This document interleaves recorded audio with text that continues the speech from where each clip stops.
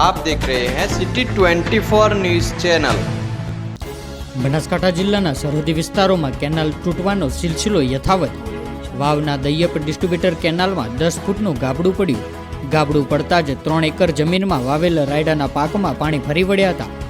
નર્મદા નિગમના પાપે ખેડૂતોના ઊભા પાકને થઈ રહ્યા છે બરબાદ। ગેટમેન દ્વારા રાત્રિના સમય દરમિયાન કેનાલોના ગેટ પર ધ્યાન ન રાખતા વારંવાર ગાબડા પડવાનો સિલસિલો યથાવત છે। નર્મદા નિગમના કારણે ક્યારેક કેનાલ ઓવરફ્લો થાય છે તો ક્યારેક કેનાલો તૂટી પડે છે। ખેડૂતોને પારાવાર નુકસાની ભોગવવાનો વારો આવે છે। રમેશભાઈ પુરાભાઈ ચૌધરી, મારા ખેતરની અંદર કેનાલ હેડે છે। રોજ રાત્રે ઉજાગરા મારે કરવા પડે છે અને આ દર વર્ષે આવી રીતે મારો પાક નિષ્ફળ થાય છે। સરકારે હજુ સુધી મને 1 રૂપિયાની વળતર આપેલી નથી। પૂરા પાક નિષ્ફળ થયેલા છે અને ડેલી અમે ખેતરમાં બેઠા અમને બીક જ રહે છે કે ગમે ત્યારે અમારી ઘણીમાંથી છોકરા જ આપણને બોલવાના છે। ગામ ખાસવી,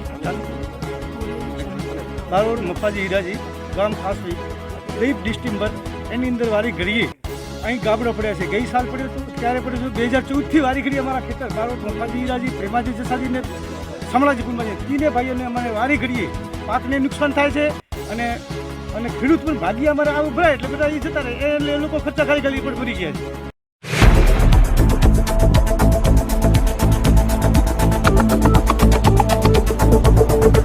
आप देख रहे हैं सिटी 24 न्यूज़ चैनल।